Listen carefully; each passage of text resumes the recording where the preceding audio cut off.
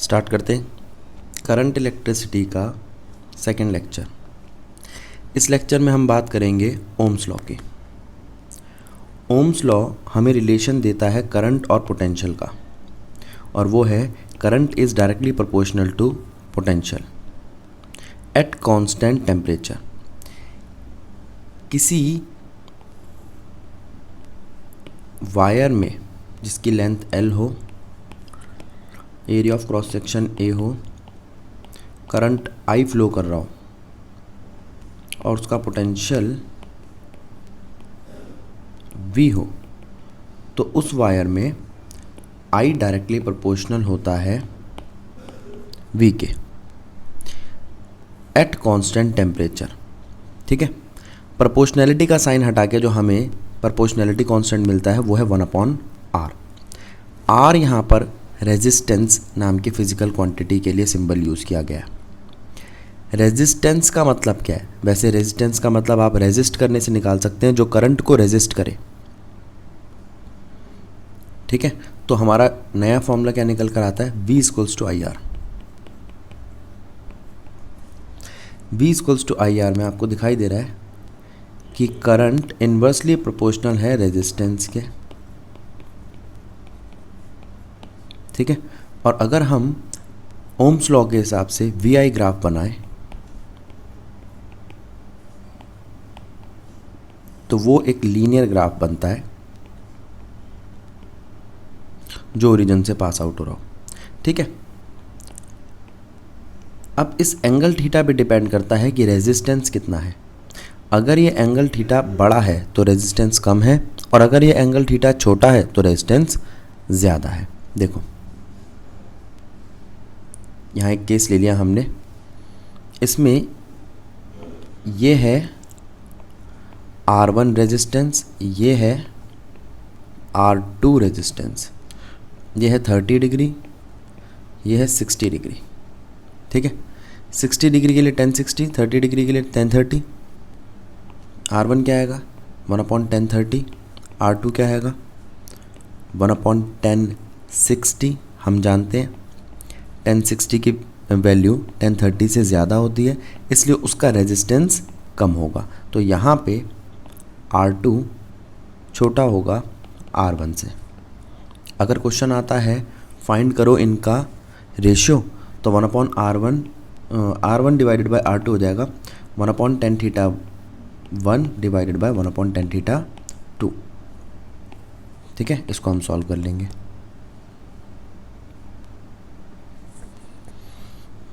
ठीक है, अच्छा ये नोट ध्यान रखना, अगर हम कंडक्टर को बेंड करते हैं किसी एक एंड से या एक से ज़्यादा जगहों से बेंड करते हैं तो उसका रेजिस्टेंस पर कोई फ़र्क नहीं पड़ता। कंडक्टर को मोड़ने से, बेंड करने से रेजिस्टेंस पे फ़र्क नहीं पड़ता। हाँ, वो बात दूसरी है, उसको इस तरीके से कॉइलिंग नहीं करनी है। कॉइलिंग करने से उसका एरिया बढ़ जाएगा। ठीक है, ये हम देखेंगे जब हम प्रैक्टिकल यूज़ में देखते हैं, जब हम यूज़ करते हैं एमीटर में और वोल्टमीटर में या गैल्वेनोमीटर में किसी स्क्रू पर कॉइल को टाई करते हैं, तो उसको ज़्यादा नहीं रोटेट करना चाहिए। ठीक है, तब बात करेंगे इसकी। तो इसका मतलब वो कौन से फैक्टर्स हैं जिन पे रेजिस्टेंस डिपेंड करता है। भाई रेजिस्टेंस एक तो डिपेंड करता है लेंथ ऑफ वायर पे। लेंथ ऑफ वायर जितनी लंबी होगी उतना रेजिस्टेंस ज़्यादा होगा, उतना करंट को फ्लो करने में दिक्कत आएगी। अच्छा, दूसरा है area of cross section. Area of cross section मतलब वायर की मोटाई। एरिया ऑफ क्रॉस सेक्शन का मतलब वायर मोटी कितनी है। ठीक है,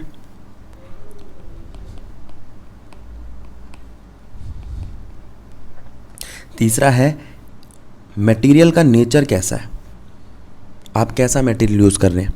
अगर रेजिस्टेंस कम है तो इसका मतलब वो मेटल है या कंडक्टर है। अगर रेजिस्टेंस ज़्यादा है तो इसका मतलब वो नॉन मेटल है या इंसुलेटर है। और अगर रेजिस्टेंस बीच का है, मॉडरेट है, तो कंडक्टर और इंसुलेटर के बीच का सेमीकंडक्टर है। ठीक है, आगे चलते हैं। टेम्परेचर पे रेजिस्टेंस कैसे डिपेंड करता है? डायरेक्टली टेम्परेचर अगर आप बढ़ाते जाओगे किसी कंडक्टर का तो उसकी रेजिस्टेंस बढ़ती जाएगी। हाँ, ये बात दूसरी है कि सेमीकंडक्टर में ये बात बिल्कुल उल्टी हो जाती है। सेमीकंडक्टर में अगर आप टेम्परेचर बढ़ाते हो तो रेजिस्टेंस कम होती है। ठीक है, आगे चलते हैं। तो अभी हमने बताया कि रेजिस्टेंस डायरेक्टली प्रोपोर्शनल है लेंथ के, रेजिस्टेंस इन्वर्सली प्रोपोर्शनल है एरिया ऑफ क्रॉस सेक्शन के। इन दोनों को साथ ले तो resistance is directly proportional to length by A. Proportionality का साइन हटाते हैं तो रेजिस्टिविटी आती है। ठीक है, रेजिस्टिविटी आपका एक तो नेचर बताती है, मटेरियल का नेचर कैसा है। दूसरा, रेजिस्टिविटी को आप स्पेसिफिक रेजिस्टेंस भी बोल सकते हो।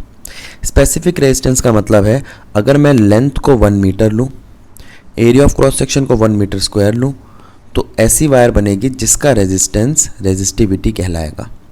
तो रेजिस्टिविटी एक ऐसी वायर का रेजिस्टेंस है जिसकी लेंथ और area of cross section fix हो।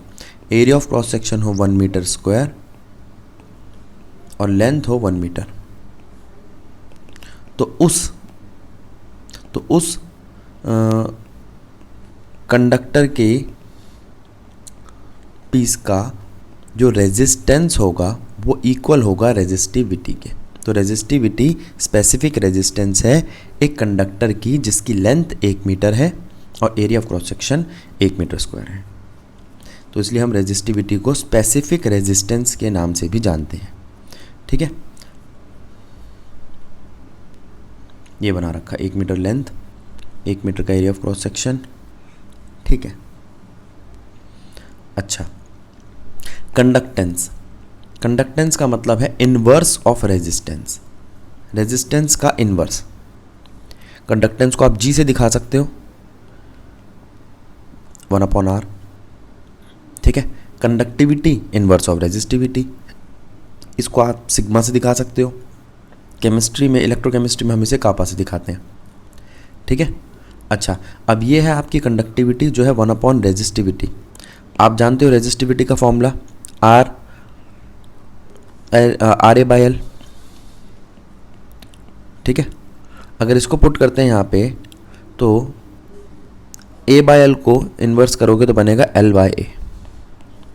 तो सिग्मा आता है 1/R L/A। ये L/A बनता है आपका सेल कांस्टेंट, 1/R G और सिग्मा कंडक्टिविटी। तो फॉर्मूला आ गया conductivity is equals to conductance multiplied में सेल कांस्टेंट। और सेल कांस्टेंट का मतलब है सेल की लेंथ, सेल का एरिया या सेल के पैरामीटर्स। सेल के पैरामीटर्स हमें ये बताते हैं कि सेल की डायमेंशन कैसी है। अगर लेंथ ज़्यादा होगी तो रेजिस्टेंस बढ़ जाएगी, जैसा भी पीछे बताया। उसका एरिया ऑफ क्रॉस सेक्शन ज़्यादा होगा तो रेजिस्टेंस कम हो जाएगी। तो इन दोनों ही बात का इफ़ेक्ट पड़ता है उसके करंट पे भी। ठीक है, और उसके पोटेंशियल या EMF पे। आगे देखते हैं। तो अब हमने यहाँ पे बात कर ली कि रेजिस्टेंस किन किन चीज़ों पे डिपेंड करता है। जो चौथी चीज़ बताई थी टेम्परेचर, उस पे देखते हैं फॉर्मूला। देखो, टेम्परेचर डिपेंडेंस ऑफ रेजिस्टेंस। अगर हमें रेजिस्टेंस निकालना है किसी T टेम्परेचर पे तो वो इक्वल होगा resistance at 0 degree temperature bracket में 1 plus alpha delta T। Alpha क्या है आपका? Coefficient of temperature, temperature dependence. Coefficient of temperature dependence वही चीज़ बताता है कि मटेरियल का नेचर कैसा है, वो कितने टेम्परेचर पे इंक्रीज़ करने पर या डिक्रीज़ करने पर अपने रेजिस्टेंस को चेंज करता है। इसका मतलब हम ऐसा मटेरियल ऑप्ट कर सकते हैं जो ज़्यादा टेम्परेचर चेंज करने पर अपना रेजिस्टेंस चेंज ना करे, या वो मतलब यूज़ के हिसाब से, या हम ये कर सकते हैं कि जो थोड़ा सा ही टेम्परेचर चेंज करने पर अपनी रेजिस्टेंस बढ़ा ले। ठीक है, तो ये बात लगती है सिर्फ कंडक्टर के लिए, सेमीकंडक्टर के लिए नहीं। कंडक्टर के लिए रेजिस्टेंस टेम्परेचर बढ़ाने के साथ साथ बढ़ती है। चेंज इन टेम्परेचर ये रहा आपका। तो जितना आप टेम्परेचर इंक्रीज़ करेंगे उतनी रेजिस्टेंस इंक्रीज़ होगी। कंडक्टर के लिए। सेमीकंडक्टर के लिए उल्टा है, जितना आप टेम्परेचर बढ़ाओगे उतनी रेजिस्टेंस कम होगी। ठीक है, उसको हम बात करेंगे सेमीकंडक्टर चैप्टर में। आर यहाँ पे आपकी रेजिस्टेंस है, जो ऊपर इक्वेशन ली हमने। अगर इस रेजिस्टेंस की इक्वेशन को हम रेजिस्टिविटी की इक्वेशन में देखें तो सेम इक्वेशन आती है, रो एट टी टेम्परेचर, यानी कि resistivity at T temperature is equals to resistivity at 0 degree Celsius 1 plus alpha delta T. Alpha क्या है आपका? Coefficient of temperature dependence. ठीक है, आगे चलते हैं।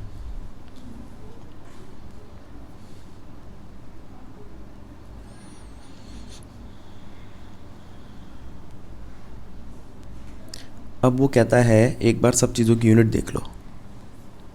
ऐसा यूनिट, लास्ट लेक्चर में हमने करंट की एसआई और सीजीएस यूनिट की बात भी की थी। करंट की यूनिट है एम्पेयर। ठीक है, ये इसकी एसआई यूनिट है और ये 7 स्टैंडर्ड यूनिट्स में भी आती है, यानी कि फंडामेंटल यूनिट्स में। तो अगर हमें किसी की डायमेंशन निकालनी है तो हमें एम्पेयर तक लाना पड़ेगा उसको। पोटेंशियल की यूनिट है वोल्ट। रेजिस्टेंस की अगर हम यूनिट निकालें तो बनेगी वोल्ट डिवाइडेड बाय करंट, यानी कि वोल्ट पर एम्पेयर। ठीक है, इसकी अपनी डेडिकेटेड एक यूनिट ओम भी है। तो ओम को आप लिख सकते हो वोल्ट पर एम्पेयर। अच्छा, वोल्ट को आगे आप खोल सकते हो वर्क डन और चार्ज में। वोल्ट यानी कि पोटेंशियल, वर्क डन के लिए आप क्या यूनिट लोगे? जूल। चार्ज के लिए क्या लोगे? कूलम। ठीक है, और ये आपका एम्पेयर। अच्छा, अब वो कहता है, एक तो हमने इसको खोला जूल पर कूलम में, फिर आगे जाके इसको खोला हमने कूलम को एम्पेयर सेकंड में। ठीक है, अब ज़रा ध्यान देना, जूल पर कूलम, फिर कूलम को भी खोल दिया एम्पेयर और सेकंड में, और उसके साथ चला आ रहा था आपका ये एम्पेयर इनवर्स। इसको ब्रैकेट में डाल दो कि ये समझाने के लिए सिर्फ। आगे अब क्या क्या चीज़ें आ चुकी है? जूल आ चुका है यहाँ पे हमारे पास, एम्पेयर सेकंड आ चुका है, एम्पेयर इनवर्स ऊपर पड़ा है, ये एम्पेयर ऊपर जाएगा, एम्पेयर इनवर्स 2 हो जाएगा पर सेकंड। तो जूल एम्पेयर इनवर्स 2 पर सेकंड, ये आपकी यूनिट आ गई, जिसको हम कन्वर्ट कर सकते हैं डायमेंशन में। ठीक है, डायमेंशन में कैसे कन्वर्ट करेंगे देखो, जूल एम्पेयर 2 माइनस पर सेकेंड, इसमें जूल क्या है हमारा? केजी मीटर स्क्वायर पर सेकेंड स्क्वायर, एम्पेयर -2 पर सेकेंड। ठीक है, तो अब ज़रा यहाँ ध्यान दो इसको, यहाँ पर केजी बन जाएगा आपका m1, मीटर बन जाएगा आपका L2, टाइम आपको दिखाई दे रहा है -2 और -1 -3। ठीक है, और एम्पेयर -2। तो आपकी dimension I m1 L2 T -3 A -2। ठीक है, dimensionally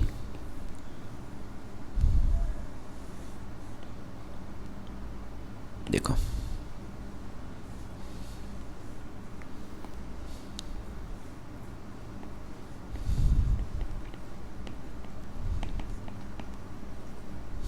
dimensionally m1 L2 T -3 A -2, ये रेजिस्टेंस की डायमेंशन बन गई।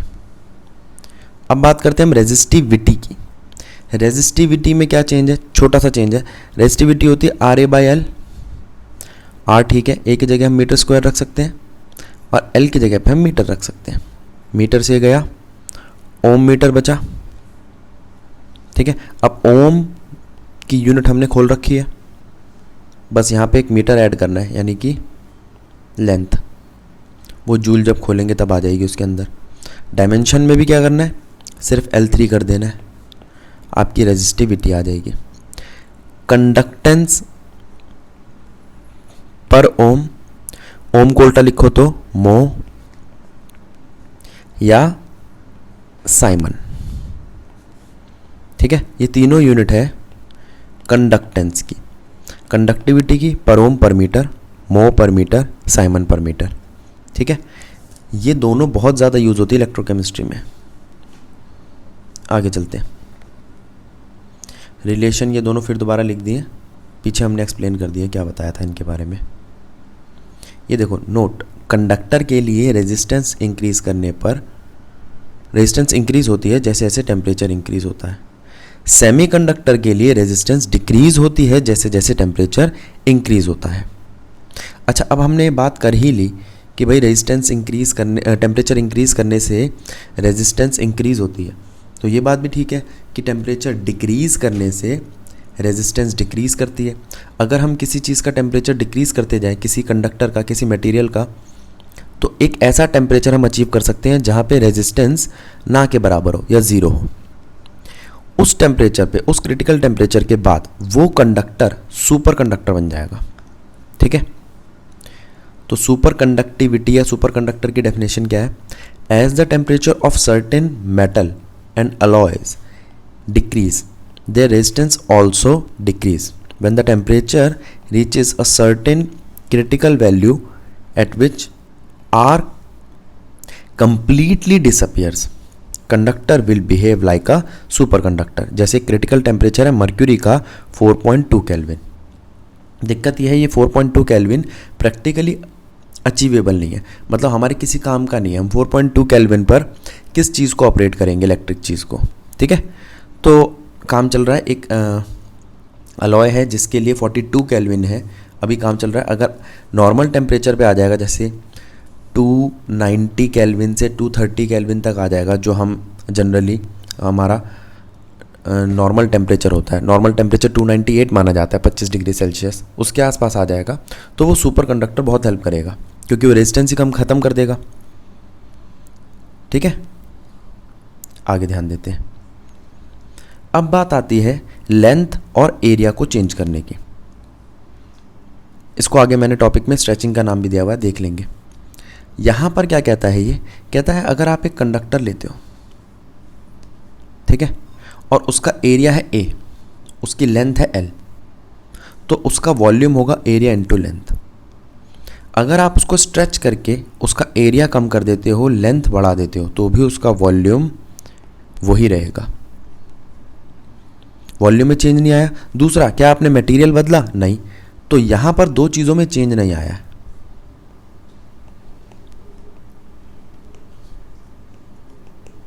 एक वॉल्यूम और दूसरा रेजिस्टिविटी ऑफ कंडक्टर। इस बात पे ध्यान रखना। ठीक है, अब देखो मैं केस ले लेता हूं पीछे जो बताया था स्ट्रेचिंग वाला, ये रहा। कहता है स्ट्रेचिंग ऑफ वायर क्या होता है? If a conducting wire stretches, its length increases, area of cross section decreases, so resistance increase but the volume remain constant. Suppose for a conducting wire before stretching, its length is L1, area of cross section is A1, radius is R1, diameter is D1 and resistance is, तो resistance क्या निकलेगा? Resistance निकलेगा R1 रो L1 bye A1। ठीक है,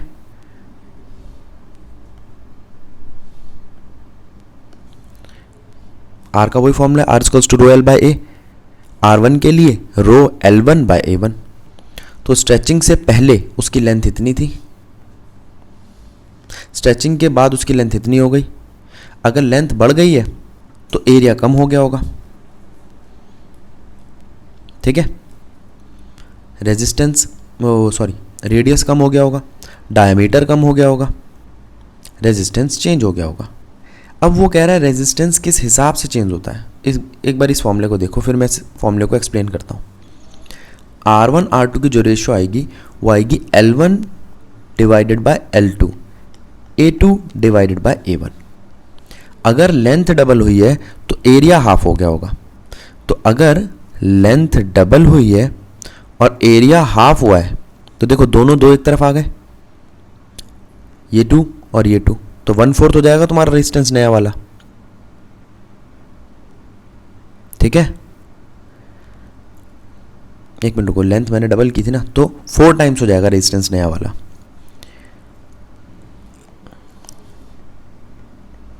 तो आप ये कह सकते हो भैया यहाँ स्क्वायर लग गया। स्क्वायर किस लिए लगा? जो चेंज लेंथ में आ रहा है वही चेंज एरिया में आ रहा है। ठीक है, अगर लेंथ डबल हो जाती है एरिया हाफ हो जाता है, अगर लेंथ ट्रिपल टाइम्स हो जाती है तो एरिया 1/3 हो जाता है। तो जो रेडियस में चेंज आएगा यहाँ पे वो 4 टाइम्स आएगा, यहाँ पे रेडियस में जो चेंज आएगा वो 9 टाइम्स आएगा, तो स्क्वायर हो जाएगा। तो देखो, अगर वो सिर्फ लेंथ का केस देता है तो आप स्क्वायर कर देना, एरिया का केस देता है तो स्क्वायर कर देना, रेडियस का केस देता है तो स्क्वायर कर देना, डायमीटर का केस देता है तो 4 टाइम्स कर देना। रेडियस में भी 4 टाइम्स होगा, क्यों होगा देखते हैं। हम बात कर रहे हैं रेडियस की। रेडियस का एरिया के साथ क्या रिलेशन है? देखो यहाँ समझो, एरिया जो होता है वो होता है पाई आर स्क्वायर, आप उसको पाई d/2 का होल स्क्वायर भी कह सकते हो। ठीक है, तो अगर एरिया में चेंज आया तो रेडियस के स्क्वायर में चेंज आएगा। जब एरिया से हम स्क्वायर कर रहे थे, एरिया से रेजिस्टेंस में चेंज लाने के लिए स्क्वायर कर रहे थे, इसका स्क्वायर, तो इसका भी स्क्वायर करेंगे और इसका भी स्क्वायर करेंगे, तो स्क्वायर का स्क्वायर क्या हो जाएगा? 4 टाइम्स। इसलिए रेजिस्टेंस में स्ट्रेचिंग से अगर चेंज आता है, यानी कि लेंथ इंक्रीज करने से या डिक्रीज करने से, ठीक है, तो लेंथ का हम स्क्वायर करते हैं, एरिया का स्क्वायर करते हैं, रेडियस और डायमीटर का स्क्वायर करते हैं। ठीक है, समझो इस बात को। अब देखो, अब यहाँ एक केस लेते हैं। हमने एक केस लिया जिसमें एरिया हाफ हो गया, लेंथ डबल हो गई। तो ओरिजिनल रेजिस्टेंस क्या थी? रो एल बाय ए। नई रेजिस्टेंस क्या हो गई? Rho L dash divided by A dash. L dash है ट्वाइस ऑफ लेंथ और ए डैश है ए का हाफ। ठीक है, अब इस 2 को लो और इस नीचे वाले 2 को ऊपर ले जाओ, 2 और 2 क्या हो गया? 4। तो नई रेजिस्टेंस हो गई 4 times of rho L by A. ये रो एल बाय ए तो आपका पुराना रेजिस्टेंस है R1, तो R2 आ गया 4 टाइम्स ऑफ R1। ठीक है, लेंथ डबल की, रेजिस्टेंस 4 टाइम्स हो गया। अच्छा, लेंथ हाफ करते तो रेजिस्टेंस 1/4 टाइम हो जाता। ठीक है, अगर आप एरिया हाफ करते हो तो रेजिस्टेंस 4 टाइम्स हो जाता है, एरिया डबल करते हो तो रेजिस्टेंस 1/4 हो जाता है। ठीक है, अच्छा ये तो चीज़ आपको पता है ना कि रेजिस्टेंस से डायरेक्टली प्रोपोर्शनल है लेंथ, इन्वर्सली प्रोपोर्शनल है एरिया। तो अगर आपने एरिया हाफ किया तो उसका उल्टा इम्पैक्ट पड़ेगा इसके ऊपर, इन्वर्स। ठीक है, और वो भी स्क्वायर होके, तो ये कितना हो जाएगा? 4 टाइम्स। और यहाँ पे अगर आपने लेंथ डबल की तो उसका सीधा सीधा असर पड़ेगा इस पर, वो भी स्क्वायर में 4 टाइम्स। तो इस बात को ध्यान रखना। ठीक है,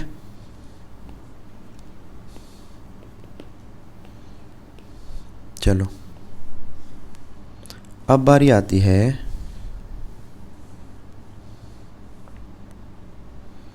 ये देखो, ये यहाँ वैल्यू लिख रखी है, area increase resistance decrease.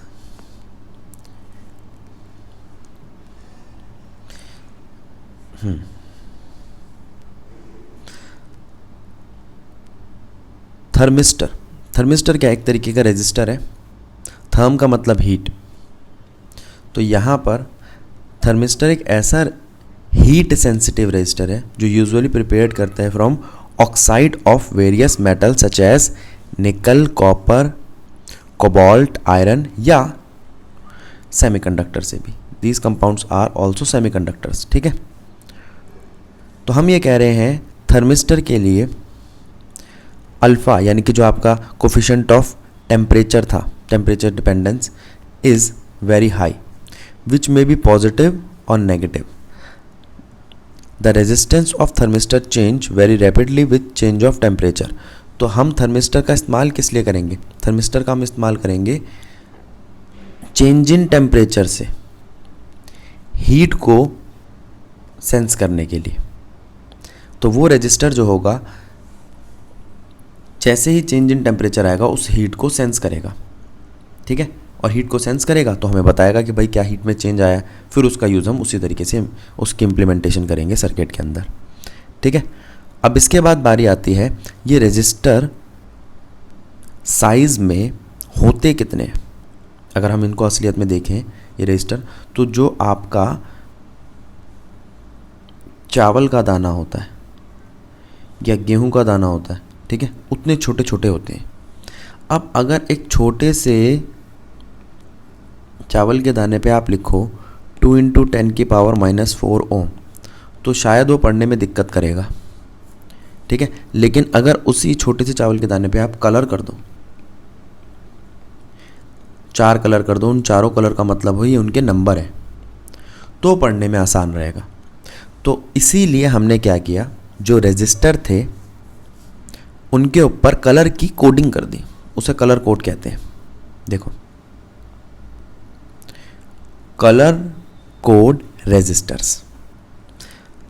The carbon resistor has normally 4 color rings और band A, B, C, D।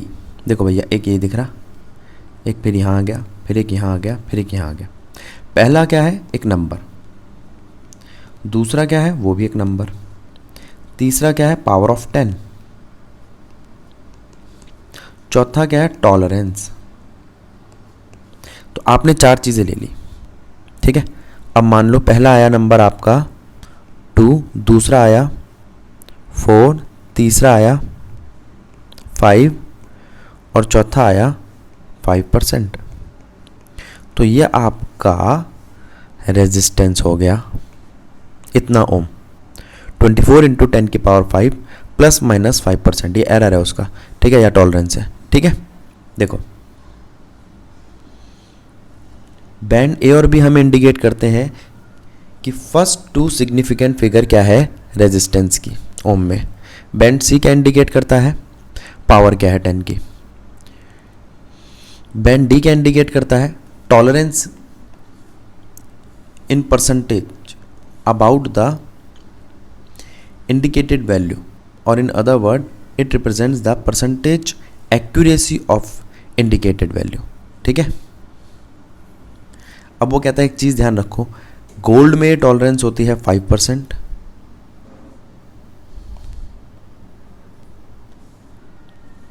Silver में 10%, और अगर कुछ ना हो तो 20%।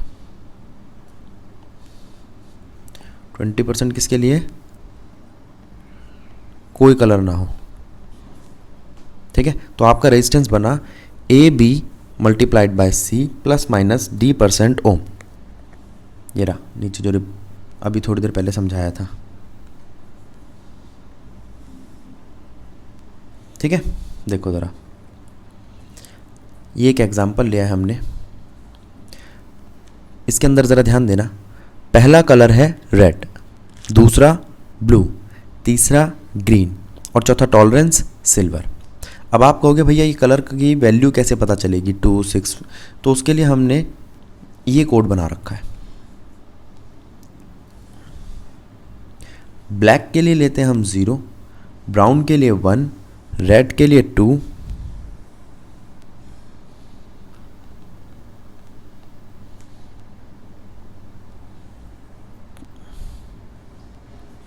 रेड के लिए 2, ऑरेंज के लिए 3, येलो के लिए 4, ग्रीन के लिए 5, ब्लू के लिए 6, वायलेट के लिए 7, ग्रे के लिए 8 और वाइट के लिए 9।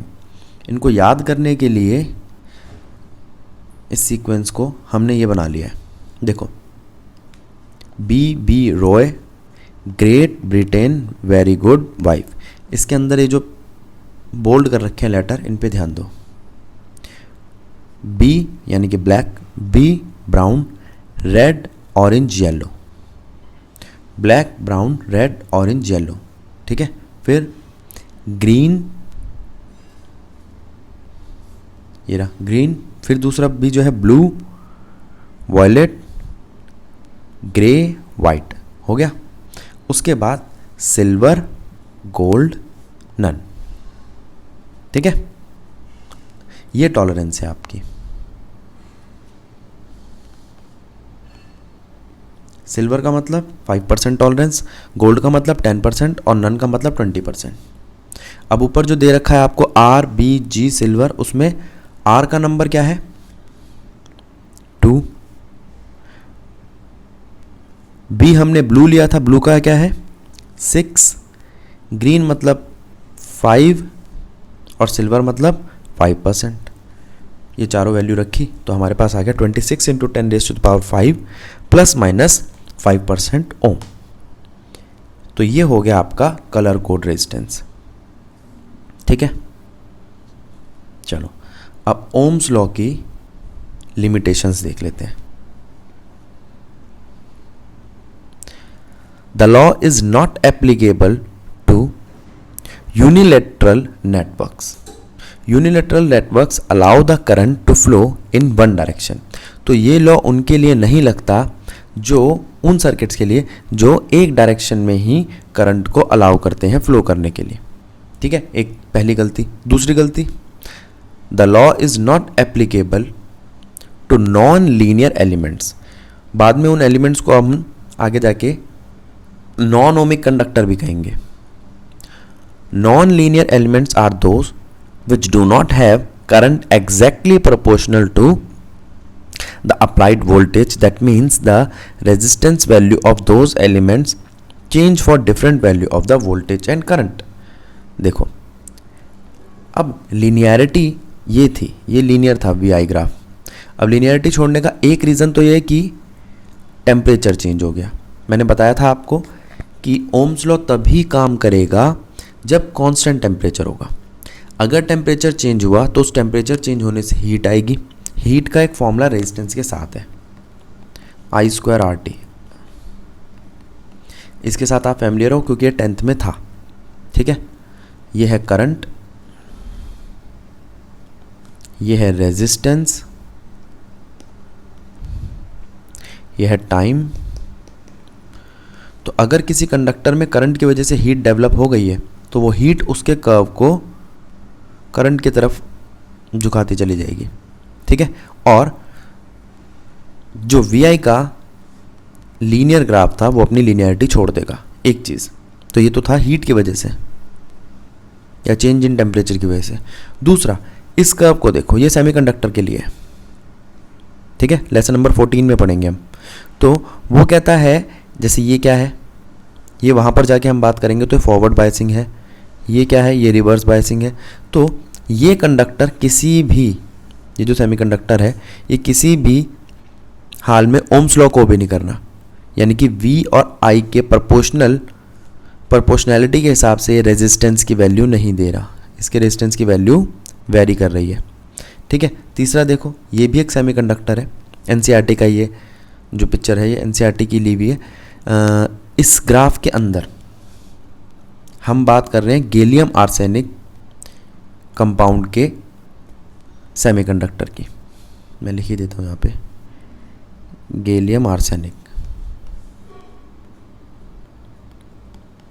ठीक है, इसके अंदर हमें 3 सेक्शन दिखाई देते हैं। पहला A to B, यहाँ आपको थोड़ा सा ओम्स लॉ ओबे करता दिखाई देगा।